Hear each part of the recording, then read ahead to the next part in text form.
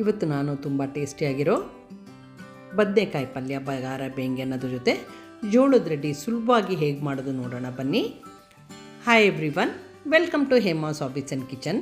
ಮೊದಲಿಗೆ ನಾನು ಪಲ್ಯ ಮಾಡೋಕ್ಕೆ ಮಸಾಲೆ ರೆಡಿ ಮಾಡ್ಕೋತಾ ಇದ್ದೀನಿ. ಒಂದು ಪ್ಯಾನ್ನ ಕಾಯಿಸ್ಕೊಂಡು ಅದಕ್ಕೆ ಎಣ್ಣೆ, 1 ಸ್ಪೂನಷ್ಟು, 1 ಇಂಚಷ್ಟು ಶುಂಠಿ, ಒಂದು 7ರಿಂದ 8 ಎಸ್ಲು ಬೆಳ್ಳುಳ್ಳಿ, ಒಂದು 6 ಬ್ಯಾಡಗಿ ಮೆಣಸಿನ್ಕಾಯಿ, ಆಮೇಲೆ 1-2 ಸ್ಪೂನಷ್ಟು ಧನಿಯಾ, 1 ಸ್ಪೂನಷ್ಟು ಜೀರಿಗೆ, ಅರ್ಧ ಸ್ಪೂನಷ್ಟು ಮೆಣಸು. ಇಷ್ಟೇ ಮಸಾಲೆ. ಯಾವ ಮಸಾಲೆ ಪದಾರ್ಥನೂ ನಾನು ಹಾಕ್ತಾಯಿಲ್ಲ, ಬಟ್ ತುಂಬ ಟೇಸ್ಟಿಯಾಗಿರುತ್ತೆ ಈ ಥರ ರೆಸಿಪಿ. ನೀವು ಟ್ರೈ ಮಾಡಿ ನೋಡಿ. ಆಮೇಲೆ 3 ಸ್ಪೂನಷ್ಟು ಕಡಲೆ ಬೀಜ, ಅದನ್ನೆಲ್ಲ ಸ್ವಲ್ಪ ಹುರ್ಕೊಂಬಿಡೋಣ. ಆಮೇಲೆ ಎಳ್ಳು ಹಾಕ್ಕೊಳ್ತಾ ಇದ್ದೀನಿ. ಎಳ್ಳು ಜಲ್ದಿ ಹುರಿದೋಗುತ್ತಲ್ಲ ಅದಕ್ಕೆ. ಆಮೇಲೆ 1/2 ಚಮಚದಷ್ಟು ಗಸಗಸೆ. ಇವೆಲ್ಲ ಲೈಟಾಗಿ ಕಡಿಮೆ ಉರಿನಲ್ಲಿ ಫ್ರೈ ಮಾಡ್ಕೊಂಬಿಡೋಣ. ಆಮೇಲೆ 1 ಈರುಳ್ಳಿ ಹಾಕ್ಕೊಂಡು ಅದನ್ನು ಇದ್ರ ಜೊತೆ ಫ್ರೈ ಮಾಡ್ಕೋತೀನಿ. ಈರುಳ್ಳಿ ಟ್ರಾನ್ಸ್ಪರೆಂಟ್ ಆಗೋವರೆಗೂ ಫ್ರೈ ಮಾಡ್ಕೋಬೇಕು. ನೀವು ರೆಗ್ಯುಲರಾಗೆ ಯಾವಾಗಲೂ ಮಸಾಲೆದು ಸ್ಟಫ್ಡ್ ಬದನೆಕಾಯಿ ತಿಂತಾ ಇರ್ತೀರಲ್ಲ, ಇದೊಂದು ಸ್ವಲ್ಪ ಬೇರೆ ಥರ ಟೇಸ್ಟ್ ಇರುತ್ತೆ. ನೀವು ರೈಸ್ಗೂ ತುಂಬ ಚೆನ್ನಾಗಾಗುತ್ತೆ. ಇದ್ರ ಜೊತೆ ಇವಾಗ ನಾನು ಸ್ವಲ್ಪ ತೆಂಗಿನಕಾಯಿ ತುರಿನೂ ಹಾಕ್ಕೊಂಡಿದ್ದೀನಿ. ಆಮೇಲೆ ಸ್ವಿಚ್ ಆಫ್ ಮಾಡಿಬಿಟ್ಟು ಕೊತ್ತಂಬರಿ ಸೊಪ್ಪು, ಅರಿಶಿನ ಇದೆಲ್ಲ ತಣ್ಣಗಾಗಿ ಬಿಟ್ಬಿಟ್ಟು ಸ್ಮೂತಾಗಿ ಪೇಸ್ಟ್ ಮಾಡಿ ನಾನು ಇಟ್ಕೊಂಡಿದ್ದೀನಿ. ಅಷ್ಟರಲ್ಲಿ ನೋಡಿ 1 ಸ್ಪೂನಷ್ಟು ಹುಣಸೆ ಹಣ್ಣು ನೆನೆಸ್ಕೊಂಡು ಇಟ್ಕೊಂಡು ನೋಡಿ. ಈಗ ಮಸಾಲೆ ಪೇಸ್ಟಿಗೆ ನಾನು 1 ಸ್ಪೂನಷ್ಟು ಉಪ್ಪು ಹಾಕ್ಕೊಂಡು ನೀಟಾಗಿ ಮಿಕ್ಸ್ ಮಾಡ್ಕೊತಾ ಇದ್ದೀನಿ. ನಾನು ಬದನೆಕಾಯಿನ ಮೊದಲೇ ಈ ಥರ ಸ್ಲಿಟ್ ಮಾಡಿ ಇಟ್ಕೊಂಡಿದ್ದೆ. ಅರ್ಧ kg ಬದನೆಕಾಯಿ ತೊಗೊಂಡಿದ್ದೀನಿ. ಇದನ್ನು ಈ ಥರ ಮಸಾಲೆ ಎಲ್ಲ ಅದರೊಳಗೆ ತುಂಬಬೇಕಾಗುತ್ತೆ. ಯಾರೆಲ್ಲ ನೋಡ್ತಾ ಇದ್ದೀರೋ ಫುಲ್ ವಿಡಿಯೋ ನೋಡಿ ಸಪೋರ್ಟ್ ಮಾಡಿ. Subscribe to Hema's hobbies and kitchen. ನೋಡಿ, ಈಗ ಎಲ್ಲ ಬದನೆಕಾಯಿಗೂ ನಾನು ಮಸಾಲೆ ತುಂಬಿ ಇಟ್ಟಿದ್ದೀನಿ. ಬಾಕಿದು ಇನ್ನೂ ಸ್ವಲ್ಪ ಮಸಾಲೆ ಹಾಗೆ ಉಳಿಸ್ಕೊಂಡಿದ್ದೀನಿ. ಆಮೇಲೆ 1 ದೊಡ್ಡ ಪ್ಯಾನ್ನ ಕಾಯಿಸ್ಕೊಂಡು ಅದಕ್ಕೆ ಎಣ್ಣೆ ಸ್ವಲ್ಪ 3 ದೊಡ್ಡ ಸ್ಪೂನಷ್ಟು ಹಾಕ್ಕೊಂಡಿದ್ದೀನಿ. ಸ್ವಲ್ಪ ಎಣ್ಣೆ ಜಾಸ್ತಿ ಬೇಕಾಗುತ್ತೆ.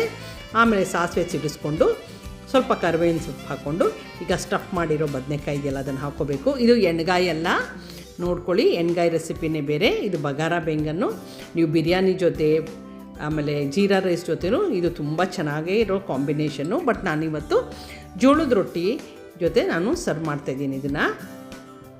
ಇವಾಗ ಅದನ್ನು ಮುಚ್ಚಿಬಿಟ್ಟು 1-2 ನಿಮಿಷ ಫ್ರೈ ಮಾಡ್ಕೊಂಡ್ಮೇಲೆ ಇವಾಗ ನಾನು ಉಳಿದಿರೋ ಮಸಾಲೆನ ಹಾಕ್ಕೊಳ್ತಾ ಇದ್ದೀನಿ. ಯಾರೆಲ್ಲ ನೋಡ್ತಾಯಿದ್ರು ಇಷ್ಟ ಆಗಿದ್ರೆ ಲೈಕ್ ಮಾಡಿ, ಕಾಮೆಂಟ್ ಮಾಡಿ, ಶೇರ್ ಮಾಡಿ. ಮಸಾಲೆ ಜೊತೆ ನೀಟಾಗಿ ಇದು ಬ್ಲೆಂಡ್ ಆಗಬೇಕು. ಆ ಥರ ಮಿಕ್ಸ್ ಮಾಡ್ಕೊಂಬಿಡೋಣ. ಚೆನ್ನಾಗಿ ಕುದೀತಾ ಇದ್ದಾಗ ಮಸಾಲೆಗೆ ಇನ್ನೊಂದು ಸ್ವಲ್ಪ ತಿಕ್ಕಾಗಿದೆ, ಅದರಿಂದ ನಾನು ಇನ್ನೊಂದು ಸ್ವಲ್ಪ ನೀರು ಹಾಕ್ಕೊಂಡು ಇದಕ್ಕೆ ಮಿಕ್ಸ್ ಮಾಡ್ಕೊತಾ ಇದ್ದೀನಿ.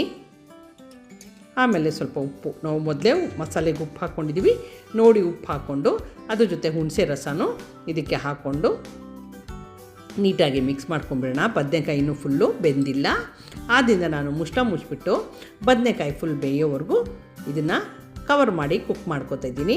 ನೋಡಿ, ಇವಾಗ ಬದನೆಕಾಯಿ ಫುಲ್ಲು ಬೆಂದೋಗಿದೆ. ಯಾರಿಗೆಲ್ಲ ಇಷ್ಟ ಈ ಥರ ರೆಸಿಪಿ, ನಾನು ಸ್ವಲ್ಪ ಗ್ರೇವಿ ಇರಬೇಕು, ತೆಳ್ಳಗೆ ಮಾಡ್ಕೊಂಡಿದ್ದೀನಿ. ರೈಸ್ ಮೇಲೂ ಆಗುತ್ತೆ ಅಂತ. ಆಮೇಲೆ ಸ್ವಲ್ಪ ಬೆಲ್ಲ, ಇದೆಲ್ಲ ಬ್ಯಾಲೆನ್ಸ್ ಮಾಡೋದಕ್ಕೆ 1/4 ಸ್ಪೂನಷ್ಟು ಬೆಲ್ಲ ಇದೆ ಸಾಕು. ಅದನ್ನು ಹಾಕ್ಕೊಂಡು ಮಿಕ್ಸ್ ಮಾಡ್ಕೊಂಡು ಇವಾಗ ಲಾಸ್ಟಿಗೆ ನಾನು ಕೊತ್ತಂಬರಿ ಸೊಪ್ಪು ಹಾಕೋತಾ ಇದ್ದೀನಿ. ಯಾರೆಲ್ಲ ನೋಡ್ತಾ ಇದ್ದೀರೋ subscribe to Hema's hobbies and kitchen. ಆಮೇಲೆ ಪ್ಲೀಸ್ ಒಂದು ಲೈಕ್ ಕೊಡಿ. ಲೈಕ್ ಕೊಡ್ತಾ ಇಲ್ಲ, ವಾಚ್ ಮಾಡ್ತಾ ಇದ್ದೀರಾ.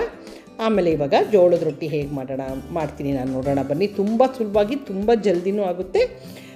ನಾನು 1 ಬಟ್ಲಷ್ಟು ನೀರು ತೊಗೊಂಡು ಅದನ್ನು ಕುದಿಯೋಕ್ಕೆ ಉಪ್ಪು ಹಾಕಿ ಇಟ್ಕೊಂಡಿದ್ದೀನಿ. ಆಮೇಲೆ 1 ಸ್ಪೂನಷ್ಟು ಜೋಳದ ಹಿಟ್ಟು ಹಾಕ್ಕೋಬೇಕು. ಇವಾಗ ಈ ಥರ ಹಾಕ್ಕೊಂಡು ಮಿಕ್ಸ್ ಮಾಡಿಕೊಂಡ್ರೆ ಒಂದು ಚೂರೂ ಗಂಟು ಬರಲ್ಲ. ನೋಡಿ, ಈ ಥರ ಮಿಕ್ಸ್ ಮಾಡ್ಕೊಂಡು ಈಗ ಸ್ವಿಚ್ ಆಫ್ ಮಾಡಿಬಿಟ್ಟು ಇದನ್ನು ಇವಾಗಲೇ ಬಿಸಿ ಇದ್ದಾಗಲೇ ಕ್ಲೀನಾಗೆ ಕಲಿಸ್ಕೊಂಡ್ಬಿಡ್ಬೇಕು. ಈ ಥರ ಮಾಡೋದ್ರಿಂದ ತುಂಬ ಸಾಫ್ಟಾಗುತ್ತೆ ಜೋಳದ ರೊಟ್ಟಿ. ಆಮೇಲೆ ಜೋಳದ ರೊಟ್ಟಿ ಮಾಡೋಕ್ಕೆ ಬರದೇ ಇರೋರು ತುಂಬ ಸುಲಭವಾಗಿ ಮಾಡ್ಬೋದು. ನಾನು ಲಟ್ಟಿಸ್ಕೊಂಡು ಮಾಡ್ತಾಯಿದ್ದೀನಿ ಹೇಗೆ ಅಂತ ತೋರಿಸ್ತಾ ಇದ್ದೀನಿ. ನೋಡಿ, ಇದೊಂದು ಸ್ವಲ್ಪ ತಣ್ಣಗಾದಮೇಲೆ ಈ ಥರ ನೀಟಾಗಿ ಮಿಕ್ಸ್ ಮಾಡಿ, ನೀವು ಸ್ವಲ್ಪ ಏನಾದ್ರು ಗಟ್ಟಿ ಅನಿಸಿದ್ರೆ ಒಂದು ಸ್ವಲ್ಪ ನೀರು ಹಾಕ್ಕೊಂಡು ಇದನ್ನು ನಾದ್ಕೊಂಬಿಡಿ. ಚೆನ್ನಾಗಿ ನಾದ್ಕೊಂಡು ನಾನು ಉಂಡೆ ಮಾಡಿ ಇಟ್ಕೊಳ್ತಾ ಇದ್ದೀನಿ. ಸ್ವಲ್ಪ ಹಿಟ್ಟು ಜಾಸ್ತಿ ಹಾಕ್ಕೋಬೇಕು. ಜೋಳದ ರೊಟ್ಟಿ ತಿನ್ನೋರಿಗೆ ಗೊತ್ತಿರುತ್ತೆ, ಬಟ್ ನಾನಿದು ಯಾರಿಗೆ ಮಾಡೋಕ್ಕೆ ಬರಲ್ಲ ಅವ್ರಿಗೆ ತೋರಿಸ್ಕೊಡ್ತಾಯಿದ್ದೀನಿ. ನೋಡಿ ಈ ಥರ ಸ್ವಲ್ಪ ಹಿಟ್ಟು ಹಾಕ್ಕೊಂಡು ಒಂದು ಸ್ವಲ್ಪ ಕೈಯಿಂದ ಪ್ರೆಸ್ ಮಾಡಿಕೊಂಡು ಎಡ್ಜಸ್ ಎಲ್ಲ ಸ್ವಲ್ಪ ಈವನ್ ಔಟ್ ಮಾಡ್ಕೊಂಡ್ಬಿಟ್ಟು ಲಟ್ಟಣಿಗೆಯಲ್ಲಿ ತೋರಿಸ್ತಾಯಿದ್ದೀನಿ. ತುಂಬ ಚೆನ್ನಾಗಾಗಿತ್ತು, ತುಂಬ ತೆಳ್ಳಗೂ ಕೂಡ ಆಗುತ್ತೆ. ಬಟ್ ಒಂದೇನಂದರೆ ಕೆಳಗಡೆ ಹಿಟ್ಟು ಚೆನ್ನಾಗಿ ಹಾಕ್ಕೋಬೇಕಾಗುತ್ತೆ. ನೋಡಿ ಲಟ್ಟಣಿಗೆಲೆ ನಾನು ಲಟ್ಟಿಸ್ಕೊತಾ ಇದ್ದೀನಿ.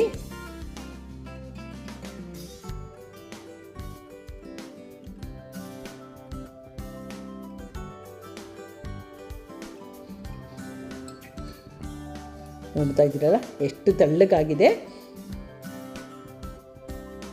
ಆಮೇಲೆ ಕಾವಿನ ಕಾಯಿಸ್ಕೊಂಡು ಇದನ್ನು ನಿಮಗೆ ಜೋಳದ ರೊಟ್ಟಿ ಗೊತ್ತಿರೋರು ಗೊತ್ತಿರುತ್ತೆ. ಆಮೇಲೆ ಒಂದು ಸ್ವಲ್ಪ ನೀರು ಹಾಕ್ಕೋಬೇಕು, ಯಾಕಂದರೆ ಕೆಳಗಡೆ ತುಂಬ ಹಿಟ್ಟು ಹಾಕ್ಕೊಂಡಿರೋದನ್ನ ನೀರು ಹಾಕ್ಕೊಂಡು ಇದನ್ನು ಬೇಯಿಸ್ಕೊತಾ ಇದ್ದೀನಿ. ನೋಡ್ತಾ ಇದ್ದೀರಲ್ಲ ಎಷ್ಟು ಚೆನ್ನಾಗಿ ಉಬ್ಬು ಬಂದಿದೆ ನೋಡಿ ರೊಟ್ಟಿ. ನೀವು ಈ ರೆಸಿಪಿ ಟ್ರೈ ಮಾಡಿ ನೋಡಿ.